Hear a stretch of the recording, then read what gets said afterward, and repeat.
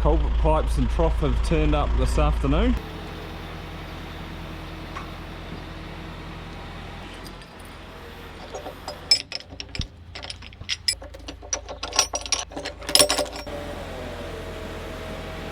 That's just the standard size trough. I think they call it like a 240 gallon maybe. And I didn't get a ball cock cover on this one. Don't think I really need it. They are handy, but just opted out this time.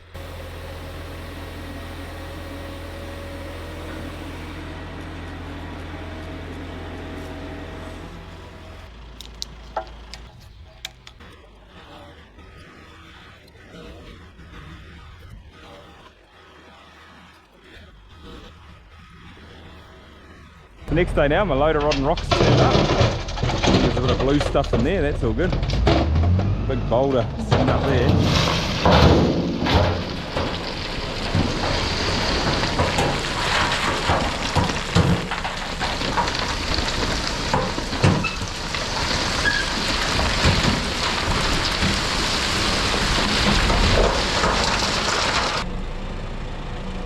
Ooh, he's pretty good. He's gonna dump without taking his trailer off.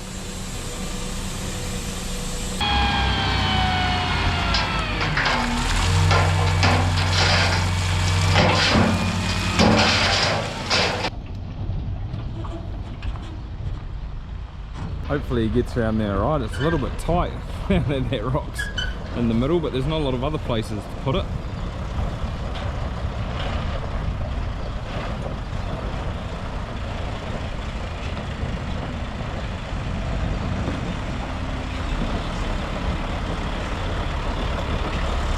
Oh, look at that, easy as. This stuff's actually a lot bluer than I thought it was going to be, and by blue I mean this type of rock here. It's just hard. Like this rotten rock sort of looks like that colour, but this stuff's just hard. Like it doesn't break up quite as easy. Might be right once we put the digger on it, but yeah, we'll see how we get on. It is what it is now. However, welcome back everyone. So tomorrow is the big day. We are pulling off that hectare of maize, which is on top of the hill over there. So Dad is hopefully going to meet me down here soon, and we're going to go and prep the pit over there. I usually don't, like I have scraped it, I usually don't put plastic on it, but this year I'm going to, purely because if I don't need it, if I've got too much maize to go in these two pits and I have to build another one, maybe I could keep a little bit of that pit for next season. So I'm just sort of thinking ahead. More of a best case scenario. It's also been drizzling this afternoon. Hasn't really come to much. Has wet the ground a little bit, which keeps the dust down. I spotted this plastic here on this pallet. I'm not sure where it's from or when, but that will do. I'll just take it over and we can cut that up to size. There's probably not a heap of plastic there, but it's enough for what I need it for. Would be kind of good getting another one of these green covers for over there. I'd only need the one, but it just saves it from the pukikos. Buck said before, like the pukikos have got on that stack and like pecked holes in between every tyre. It was a while ago, but that is sort of the riskier run when we're down here on the flats, and they can't peek through this stuff. So yeah, maybe it wouldn't be a bad idea.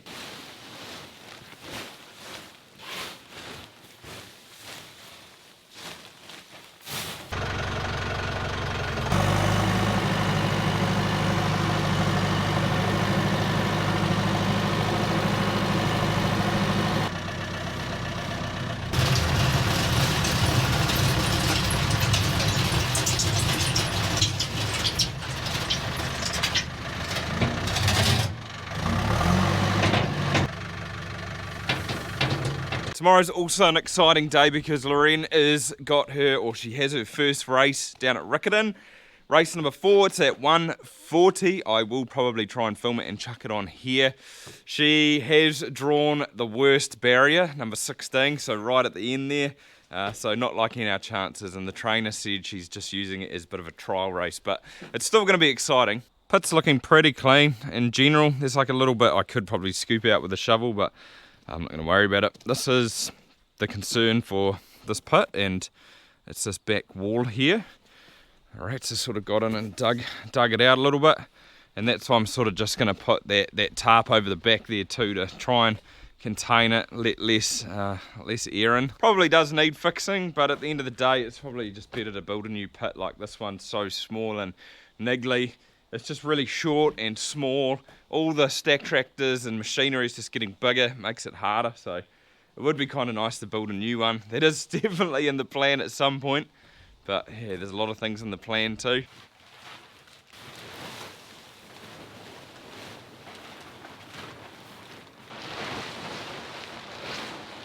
It doesn't look too bad. I might bring over a bit of a cover in the morning. Hopefully I beat them here.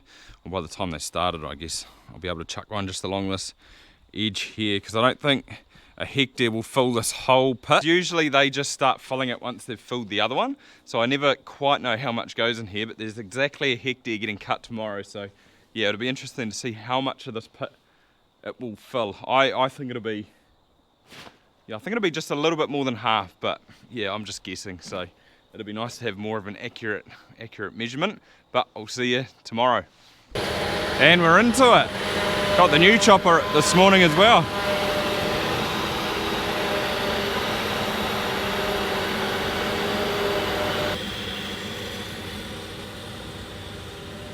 Still looks nice and green, which is good. It's a little bit dry over sort of the corner there where it sort of goes over like that, and it's kind of north facing, but other than that, it actually doesn't look too bad.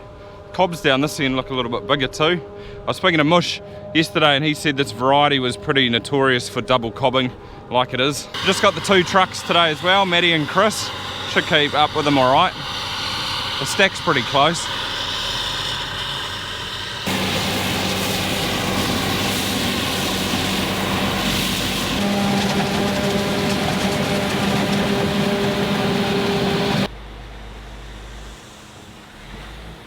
Yummy, look at that. Beautiful. You know, I said gear's getting bigger and bigger. We've got the big JCB here today. That thing's like 20 tons, and I think the buck rake on the front's about 3. It's absolutely a behemoth.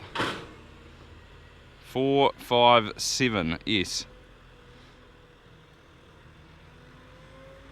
Can push a bit though. It does a great job. The buck rake's almost as wide as the pit is.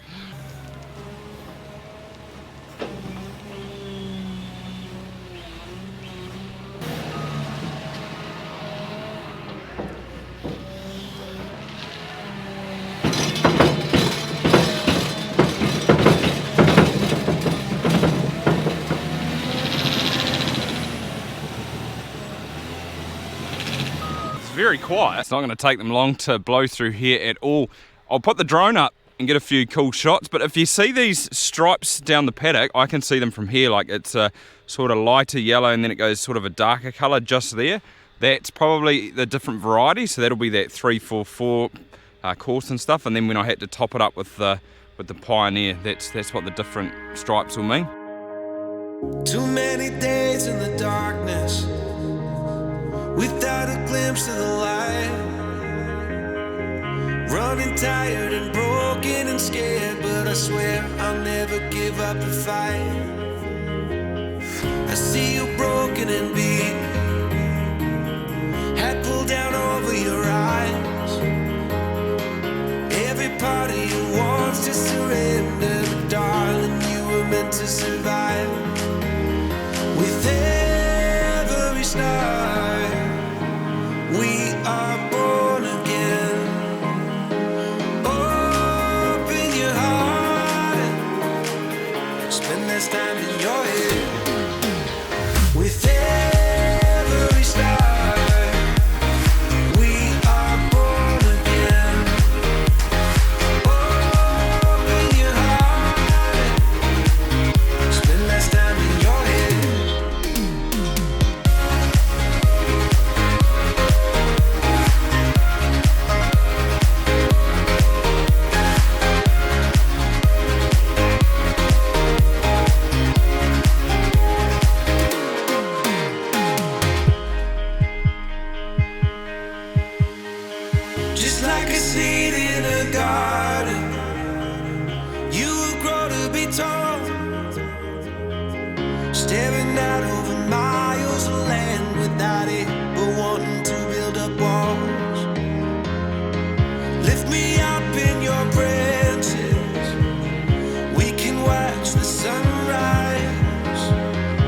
just a couple of bruised up souls that believe that it was worth one more try.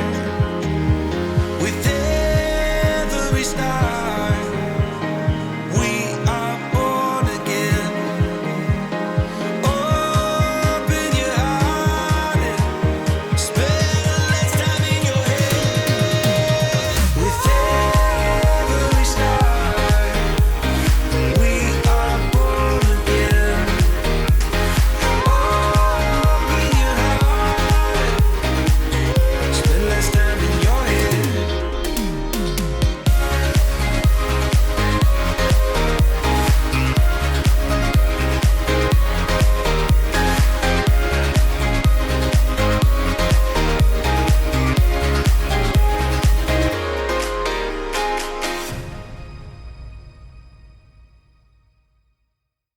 James is hard at it. He was actually on my video like 3 years ago, I think you were. 3 or 4 years ago, yeah. Yeah, he's It's a while ago now, actually. but there's something that's changed. He's got a new chopper, very new chopper. Wow. Yeah, it's on its third Maize now, so it's... Oh, is it? Oh, it's not that new then. Just done 2,000 hours now, so it's not that new. Nah. Still new to me. Yeah, exactly. It's actually quite green through here, eh? Yeah. But this is pretty flash. A couple of camera. Oh, you got a camera on the Yeah, chute so I there. got the chute camera behind me, Oh, that's me. so you can see if you're bulldozing or pushing plants or... And then you've got an ag leader monitor.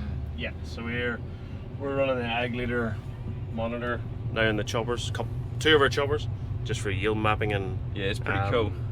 stuff like that. Just some of our maize growers want to start to do variable rate fertilizer and variable rate planting, so then they can get the information off this that they sort of need. Well, it's going that way, isn't it? Everyone's trying to get more precise and more efficient and better yields, I guess. To do with the cost of everything, like cost of fertilizer and all that in your planting. Like some areas might not need as much, some areas might need a bit more, so they want to be a bit more precise in what they're doing. So we've went the ag leader system. It seems to work really well. Yep. So it's for mapping and Yep, Matthew's pretty good with it. You can see a stark difference, like that Maize there is just so green, which will be that Corson 344, and then this was the Pioneer, which is... Obviously, there's a bit of a change here too. Ye- There was planted yeah. with 4 rows, you got 4 rows here. Yes, that's They're right. pretty much the same, and then these 1, 2, these two on 3, the 4. outside.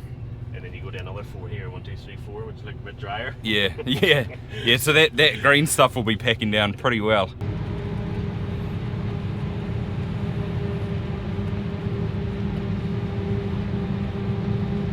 But it didn't take long, not even probably an hour. You may have noticed James if you watch Grassman, because he was one of the main characters on it when they came over and filmed. And you might have also noticed that on the chopper it says the cream cutter. And I was thinking this morning that it's a nice flat rectangular paddock, beautiful paddock. So James will be the one that was coming here. Oh look, it's even got a printer in it. Although all the old choppers used to have them too. Oh yeah, interesting. So how do we get a map of that? So bills. So when I get back to the yard, Yeah. connects automatic to the internet, the yard, and then I just export the data from this. Oh true. Goes to the computer in the office, and then bills will go through and do the yield maps Oh yeah. for anyone who wants yield mapping done. It's pretty good. Like it shows that the other end where I said it was dry down there. Yeah, it's come up red on there, which is pretty interesting. So it's basically a graph of what your tons roughly works out at. Oh yeah. So it does. It's all on wet tons. This till it goes back to the computer, sort of thing. Yeah. And then it's your coverage area, and then the moisture. Your moisture area. Oh, that's quite cool. It does both of them then. So Oh yeah, so it's pretty. The moisture's all pretty much the you see a same. little bit of greener through, but That'll be a that other. bit more moisture through the middle here. That'll be that There's other a bit variety, greener. eh? Yeah. Yeah.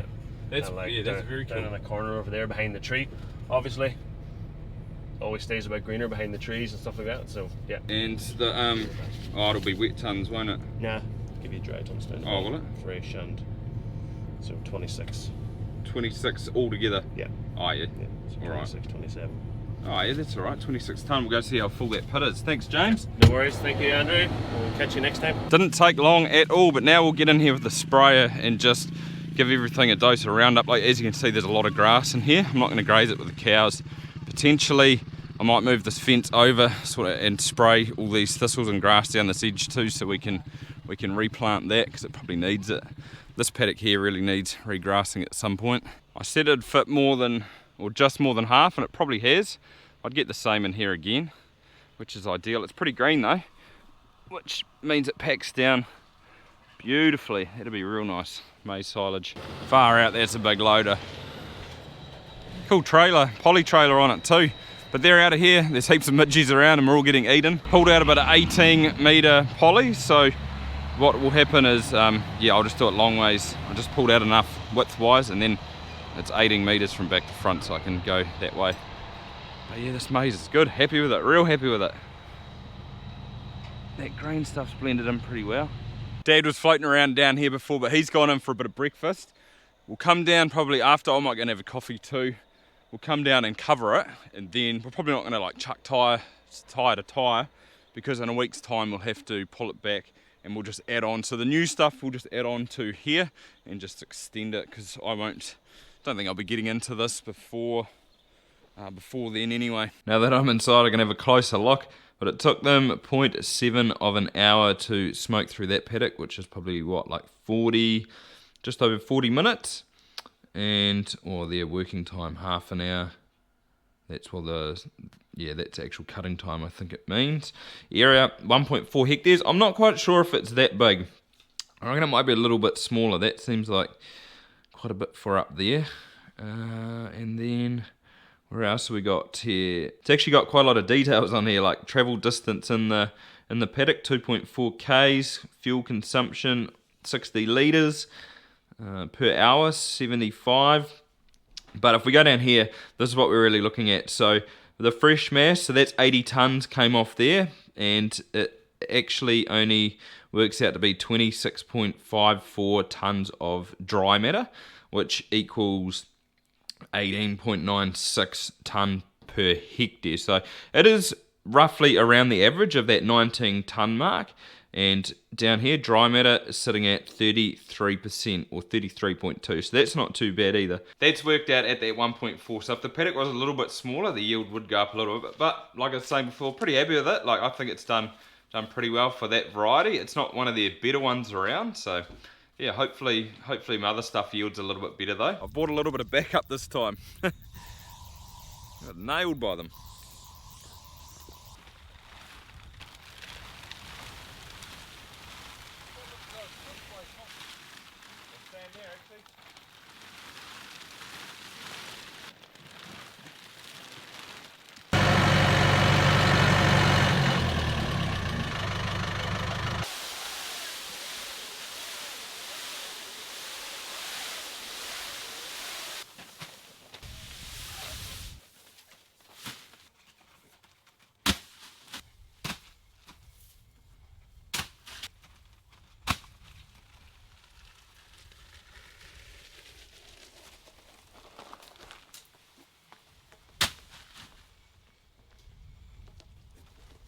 Well, that's all done. So what did I say? 26 tonne in there, plus we've got another 8 hectares to harvest.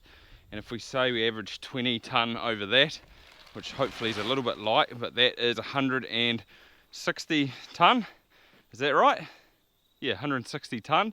I reckon we could fit 120 over in the pit over there, and then another, or the overflow, so the other 40 in here. Might be pushing to get 40 in here, but I guess we'll just try and go real high, because we'll probably feed it out. But I was going to say there'd be a lot more if you didn't let your cows in on the maize when it was growing.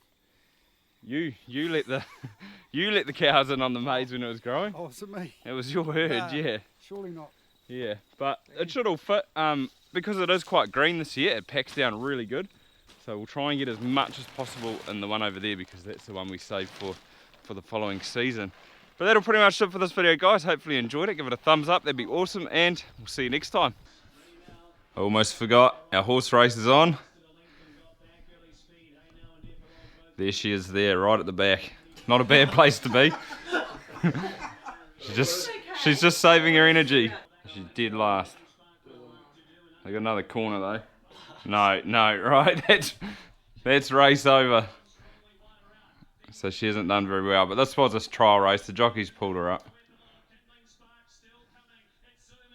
Well, no fairy tale ending, but the trainer messaged us before saying the jockey quite liked her, which is a positive. I don't know if that's what the jockeys say to all of the trainers / owners, but she reckoned there were a few good things in there. So yeah, it's not all bad. She did have a bad gate placement, being the furthest one out, and it was her first race. So she also said it was pretty much just a trial for her. She didn't have any expectations. She just wanted to kind of see where she's at on the track. But that will do it now, guys. See you next time.